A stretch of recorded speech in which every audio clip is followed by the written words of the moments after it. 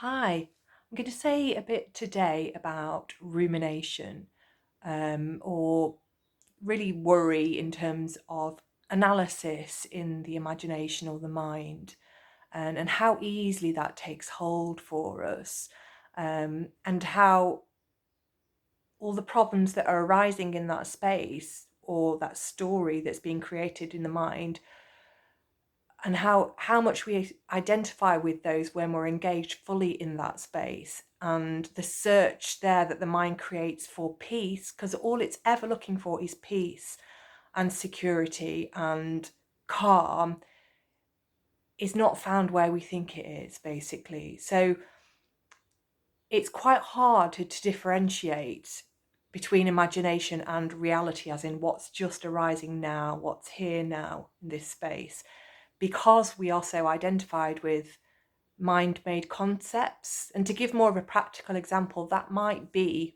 just thinking ahead to a forthcoming event, or it might be reflecting back on a conversation that we've had that may have been difficult and created some constriction here. And then that's created more analysis and more story and more blame or self-criticism. And what's going on here, really? Because that's where suffering comes in, and we get so enveloped in that process of just churning things over in our mind that we're completely disengaged with reality, with what's actually arising here and now. It's not here, it's only ever sort of here in our minds. And that's really a very habitual response, and it's probably quite relatable to a lot of people. It certainly is and was for me, particularly when at its most acute form, when I was experiencing postnatal depression and anxiety. That was like the most acute form of rumination that felt like fact. It felt so compelling and so true, and I was 100% identified with it, and just in a constant rabbit warren of worrying, analysing, what does that mean about me? And that's where the pain was. The most acute psychological pain is the fight or flight response, which is not to do with the form and the physical safety of the form. It's to do with the identity.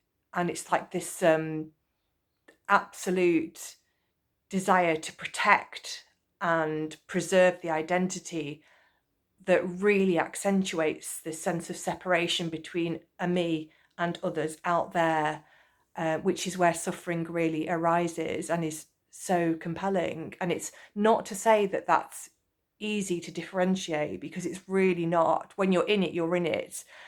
And it feels like it's impossible to find any sense of calm and any sense of clarity.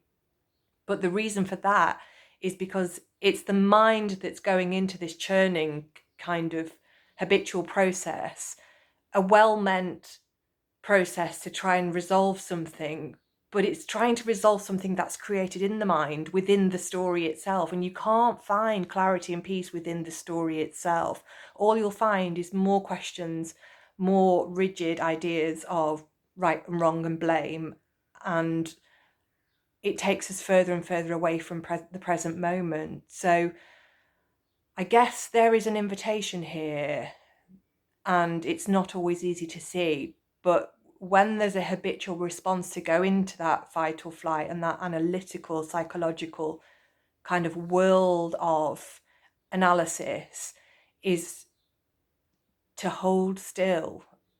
And it's the opposite of what we think we should be doing.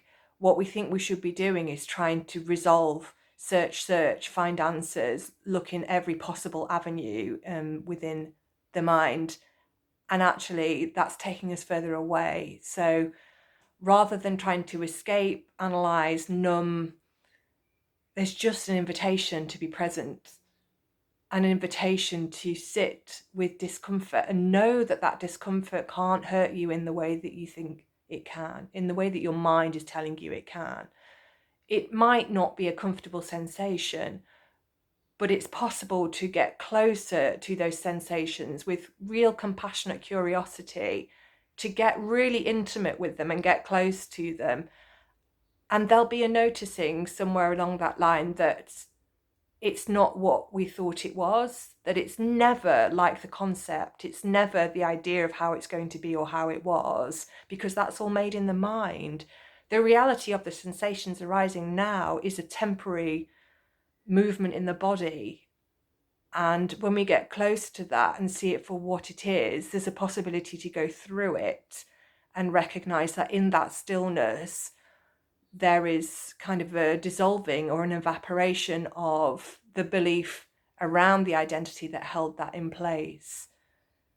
So that's quite a lot to take in one go, I guess, but it's just inviting you to get still, listen a bit more, be curious, and notice that the rumination, though it will happen sometimes, that the clarity is not in the rumination, the clarity is in the getting quiet and in the state of being where there is natural clarity, and that state of being is always there underneath this constant thinking.